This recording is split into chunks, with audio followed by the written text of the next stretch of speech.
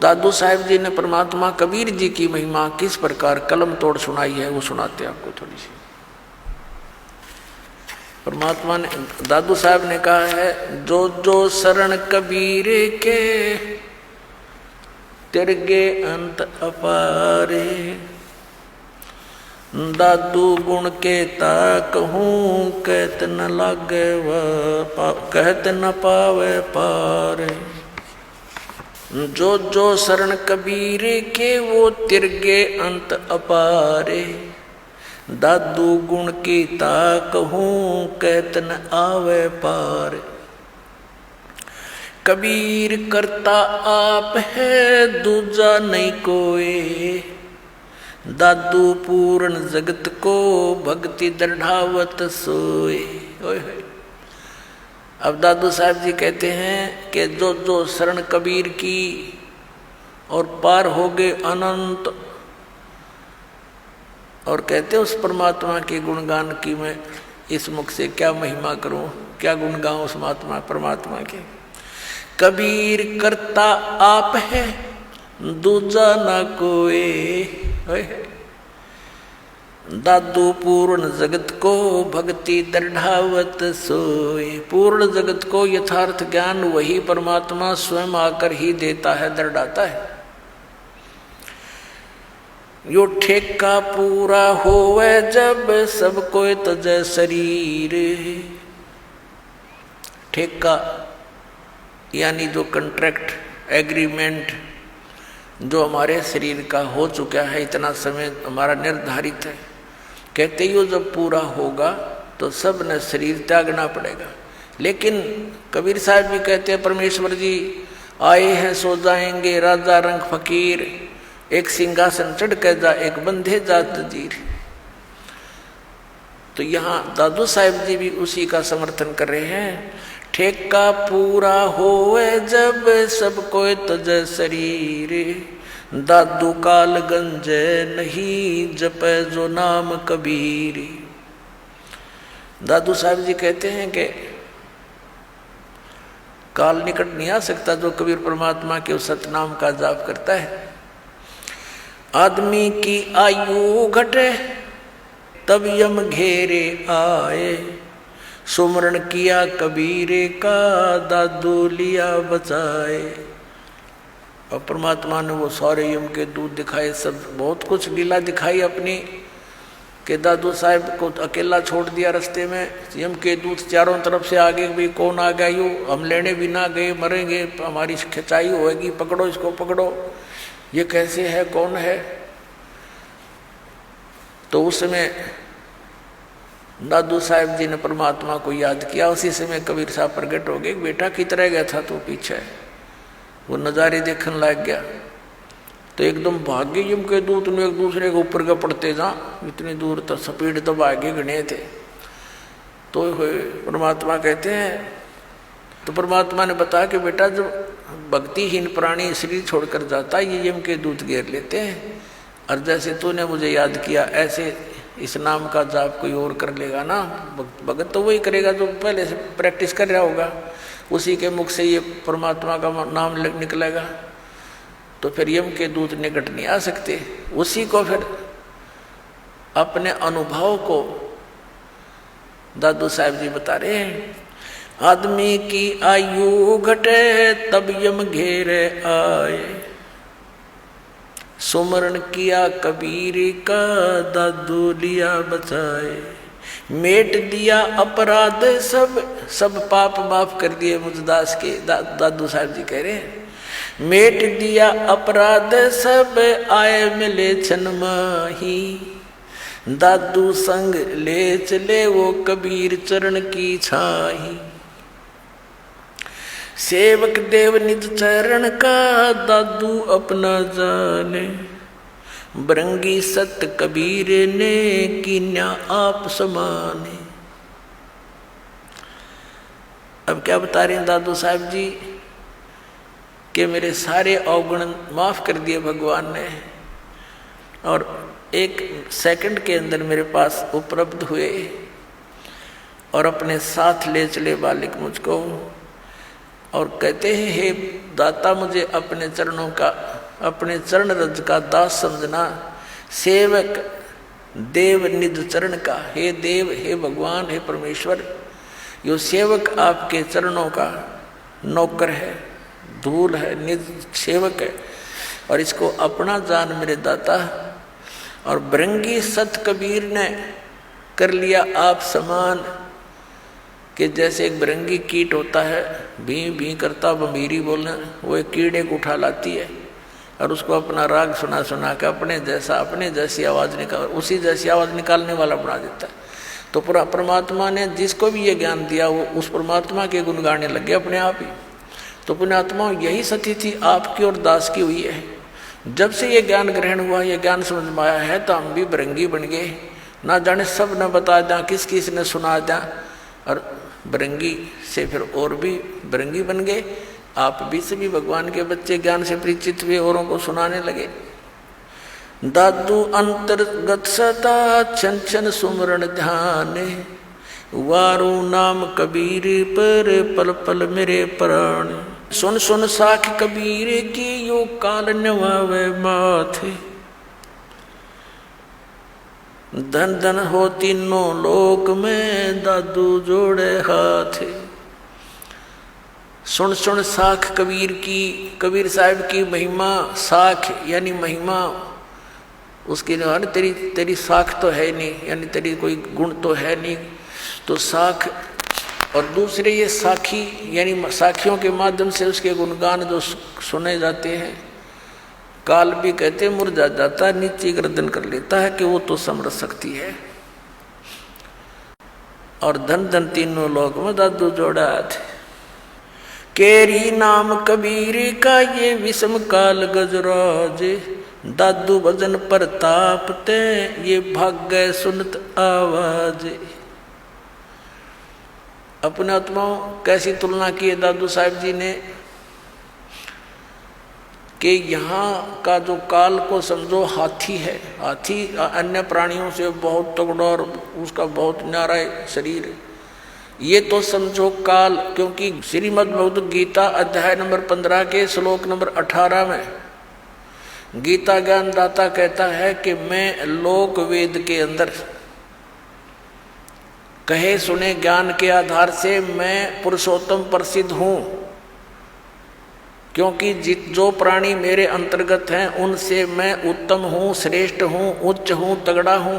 जैसे हाथी उनसे ऊंचा होता है। लेकिन गीता ज्ञान दाता ने ये भी स्पष्ट कर दिया है गीता अध्याय नंबर 15 के श्लोक 16 और 17 में कि सरपुरुष और अक्षर पुरुष ये दो पुरुष हैं, दो प्रभु हैं। ये दोनों नासवान, इनके अंतर्गत जितने प्राणी हुआ भी नासवान। सरपुरुष ये स्वयं है। गीता अध्याय नंबर 15 के श्लोक नंबर 17 में स्पष्ट कर दिया कि उत्तम पुरुष है तो अन्य, जो गीता ज्ञान दाता से अन्य है, वो स्वयं कह रहा है इस बात को, और वही परमात्मा कहा जाता है। यह लोक चरण में अवश्य विवर्ती अवैश्वर, जो तीनों लोकों में प्रवेश करके सबका धारण पोषण करता है, वो है अविनाशी परमात्मा। तो यहाँ 15वें अध्याय के 18वें श्लोक में गीता ज्ञान दाता सिर्फ इतना कह रहा है कि मेरे इस 21 ब्रह्मांड में जितने प्राणी मेरे अंतर्गत हैं उनसे मैं सुप्रीम हूँ बस। लेकिन आई एम नॉट पुरुषोत्तम। पुरुषोत्तम तो बता दिया 15वें अध्याय के 17वें श्लोक में। तो यहाँ कहता है जितने मेरे अंतर्गत जितने प्राणी हैं वो चाहे स्थूल शरीर में है चाहे वो जीवात्मा है, उनसे मैं उत्तम हूँ, इसलिए मैं पुरुषोत्तम प्रसिद्ध हूँ लोक वेद में। वास्तविकता तो बता दिया कोई और है। केरी नाम कबीर का और विषम काल गजराज, दादू भजन प्रताप से ये भाग्य सुनत आवाज।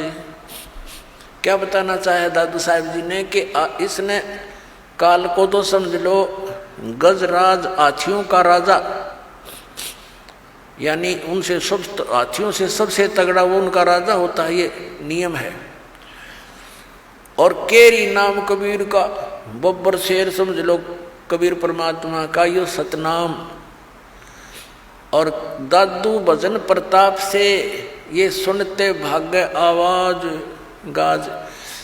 जैसे हाथी कहीं जंगल में हो और शेर दहाड़ मार दे और वो निकट सी दिखती हो कि आवाज निकट आ लिया, हाथी लीड कर देता है और भाग लेता है, छोड़कर उस स्थान को दूर भागने की चेष्टा करता है।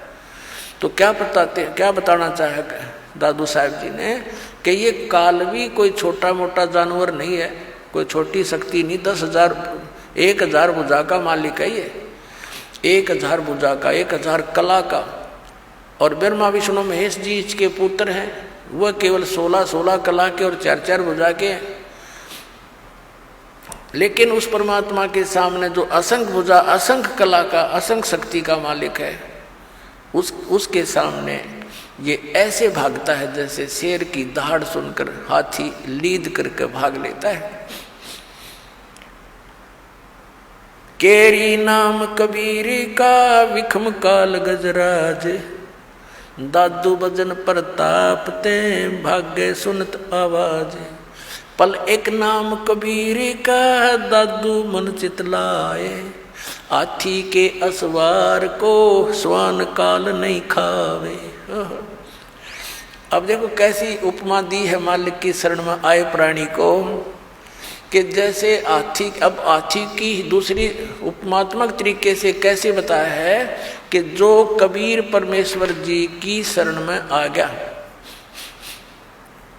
वो तो समझो इस काल की रेंज से, रीच से, पहुंच से इतना दूर हो गया जैसे कोई हाथी पर बैठ जा और उनको कुत्ते हानि नहीं पहुंचा सकते। हाथी के असवार को समान काल नहीं खावे।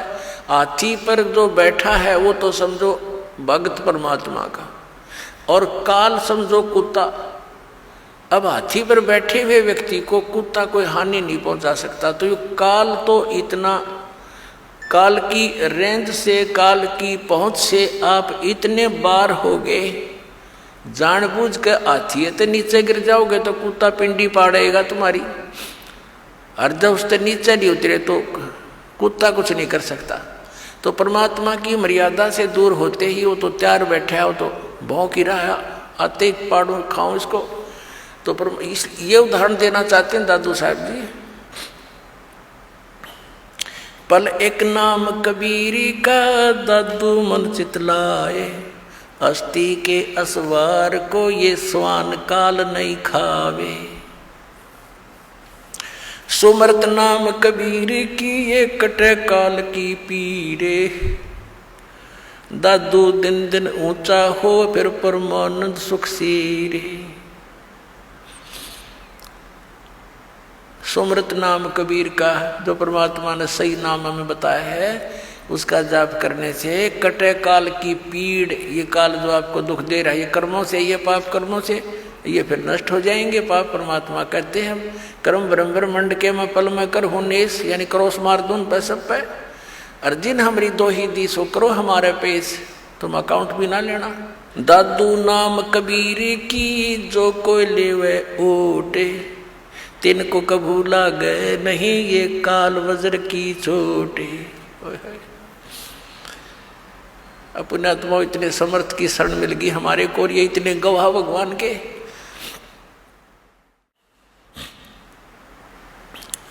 कि दादू साहब कह रहे हैं कि कबीर साहब के सच्चे नाम की विधिवत जो ओट ले लेगा, उसकी शरण में आ जाएगा, उनको कबू लागे नहीं ये काल वज्र की चोट। ये काल जैसे आप देखते हो दुर्घटना में, जब तक आपका नाम ठीक है, कनेक्शन जुड़ा है, तो आपको शरण है, आपको प्रोटेक्शन है परमात्मा की, कवच आपके ऊपर है। काल का कोई अटैक नहीं लगेगा, कोई कर्म का दंड आप पर असर नहीं करेगा। जैसे आप देखते हो कि दुर्घटना में परिवार नाश हो जाते हैं, ये कभी नहीं हो सकता इस मालिक की शरण आने वाले को, लेकिन रहना पड़ेगा मर्यादा में। अब देखो कैसी तुलना करते हैं परमात्मा की। दादू नाम कबीर की जय कोई लेवे ओट, तिनको कबू लाग नहीं ये काल वज्र की चोट। काल का वज्र, ये परमाणु भी, मिसाइल भी निष्क्रिय हो जाएगी जो काल छोड़ता ऊपर तक। फिर कहते हैं और संत सब कूप हैं ये कहते जरीता नीर, दादू अगम अपार है दरिया सत्य कबीर।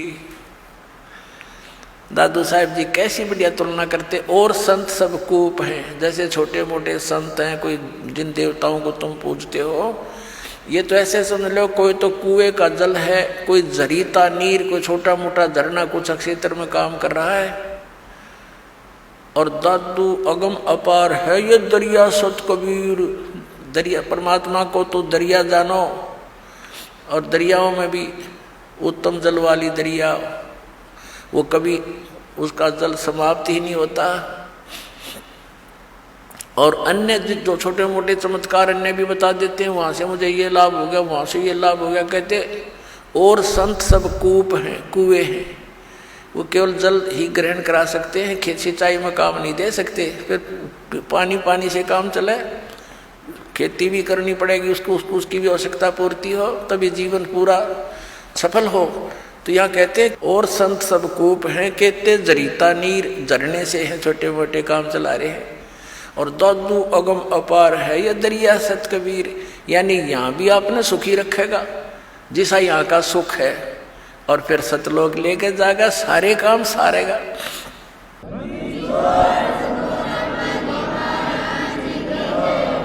अब ही तेरी सब मिटे ये जन्म मरण की पीर, श्वास उश्वास सुमर ले दादू नाम कबीर। अभी तेरे सारे झंझट मिट जाएंगे इस श्वास उश्वास से, उस परमात्मा का ज्ञान सच्चे पूरे संत से प्राप्त करके सुमन कर ले।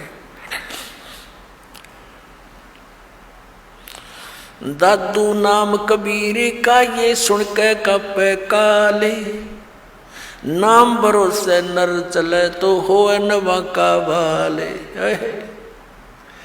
दादू साहब कहते हैं कि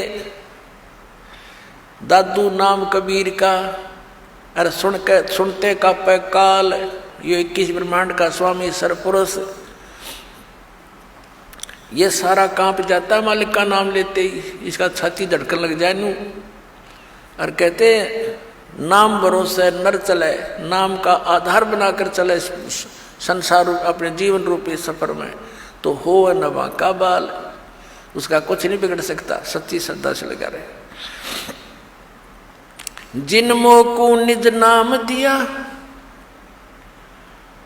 सोए सतगुरु हमारे, दादू दूसरा कोई नहीं कबीर सिरजनहारे। वही तोड़ पाट दिया कि जिन वो को निज नाम दिया, निज असली मंत्र जो सतनाम जो मुझे दिया मेरा वो ही सतगुरु है, और नकली सतगुरु थे सारे। और कहते दादू दूसरा कोई नहीं केवल कबीर सृजनहार, वो कबीर परमात्मा सृजनहार अपना आत्मा। अब वो दादू पंथी गोपाल दास जी उस छुडानी गांव में किसी अपने सेवक के घर पर आकर रुक गया। उस सेवक ने कहा महाराज जी हमारे एक लड़की का लड़का ऐसे ऐसे किसी साधु के जंतर मंत्र के दूध पिलाने मेंटल हो गया, और कहते हैं साधु की विद्या को साधु ही काट सकता है, कुछ दया करो।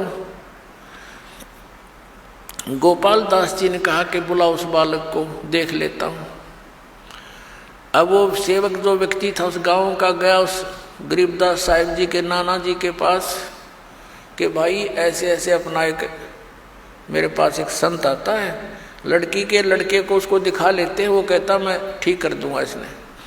तो 5-7 गांव के मौत जो होते हैं कुल के लोग, वो और उसका नाना जी और गरीबदास 13 वर्ष के बालक को ले गए। दादू पंथी गोपाल दास जी गरीबदास जी से पूछा कि बेटा वो कौन था जिसने तुझे बर्बाद कर दिया, उसका क्या नाम था? अब गरीबदास जी ने कहा कि मुझे बर्बाद नहीं किया, मुझे आबाद कर दिया महात्मा जी। हम सुल्तानी नानक तारे दादू को उपदेश दिया, जात जुलाहा वेद न पाया वो काशी मोए कबीर होया। जब ये वाणी बोली उसकी छाती में मारा पहला वचन कि मैं हम यानी हम सभी को पार कर दिया। किस किस को? हम सुल्तानी नानक तारे दादू को उपदेश दिया, वही पुण्यात्मा, वही परमात्मा उन पुण्यात्माओं को, आदरणीय नानक साहिब जी को, आदरणीय दादू साहिब जी को, आदरणीय मुल्कदास साहिब जी को, आदरणीय धर्मदास साहिब जी को, आदरणीय गरीबदास साहिब जी को, आदरणीय गीसा दास साहिब जी को मिले थे। तो यहाँ कह रहे हैं हम सुल्तानी नानक तारे, अब्राहिम सुल्तान अधम को बुलक बुखारे में वही परमात्मा आए थे, उसको 100 लीलाएं करके उसको नरक से निकाला था। हम तो इस माया ने सच सब कुछ मान बैठे राज और पाठ को, और परमात्मा ने ये विष बताया आपके लिए, जो भक्ति ना करता उनके लिए। तो क्या बताया, हम सुल्तानी नानक तारे दादू को उपदेश दिया, और जात दुलाहा भेद नहीं पाया, काशी माए कबीर हुआ। अजब नगर में ले गया हमको सतगुरु आन, और जल के बिंब अगाध गति हम सूते चादर तान। अलल पंख अनुराग है सुन मंडल रहे थीर, दास गरीब उधार दिया मुझे सतगुरु मिले कबीर। अलल पंख अनुराग है मेरा, तो जैसे अलल पंख पक्षी का अपने पिता में ध्यान, माता पिता में ध्यान रहता है, ऐसे अब तो मेरा तो उस मालिक में श्रद्धा लगी हुई है, मेरा वहाँ ध्यान रहता है। और मुझे सतगुरु कबीर साहब मिले, वो ऊपर रहता है, सतलोक में सचखंड में रहता है। आंखों देखा बताया गरीबदास साहब जी ने, यही दादू साहब ने बताया। अब वो बाबा जी तो कहने लगे, अरे गाँव वालों ये बावला को ना, बावले तो तुम होगे, ये तो अमृतवाणी बोल रहा है, निज स्थान के निज वचन बोल रहा है, सत परमात्मा की अमर वचन। उस 60 साल के महात्मा ने 13 साल के बच्चे के सामने, बच्चे के आगे हाथ जोड़ के कहा कि महाराज यह वाणी लिखवा दो, कलयुग में काम आवेगी। गरीबदास जी उठ के चल पड़े, और वो महात्मा पीछे पीछे, वो तो परिचित थे कि वे संत परमात्मा ना जाने किस पे कृपा कर दे और के अमृत ज्ञान दे दे, उसके पीछे पीछे महाराज लिखवा दो। तीसरे दिन गरीबदास जी ने कहा कि यदि पूरा लिखे गोपाल दास, बीच में छोड़ कर ना भागना। अगर नहीं जी मैं कति फरी हो रहा हूँ गाँव से, घर से, बाल बच्चों का विवाह हो लिया, 60-61 साल की उम्र मेरी होगी, और जब तक से सारी उम्र लिखवा दो जाता साथ रहूँगा। उनके ऊपर गरीबदास साहिब जी का अपना ही एक बेरी का बाग था, उसके अंदर एक जांडी का घनी छाया वाला वृक्ष था, उसके नीचे बैठ कर लागे लेखन गर्मियों से स्टार्ट किया था। फिर जैसे जैसे समय आता रहा, 6 महीने तक लिखते रहे। पर गरीबदास साहब जी बोल रहे थे, वो दादू पंथी गोपाल दास लिख रहा था, वो अमृतवाणी, वो अमर इतिहास, वो सूक्ष्म वेद का स्वच्छ रूप गरीबदास साहिब जी के माध्यम से कबीर परमात्मा ने वो फिर से प्रकट करवाया, जो दास आपको सुनाता है। बोलो सतगुरुदेव।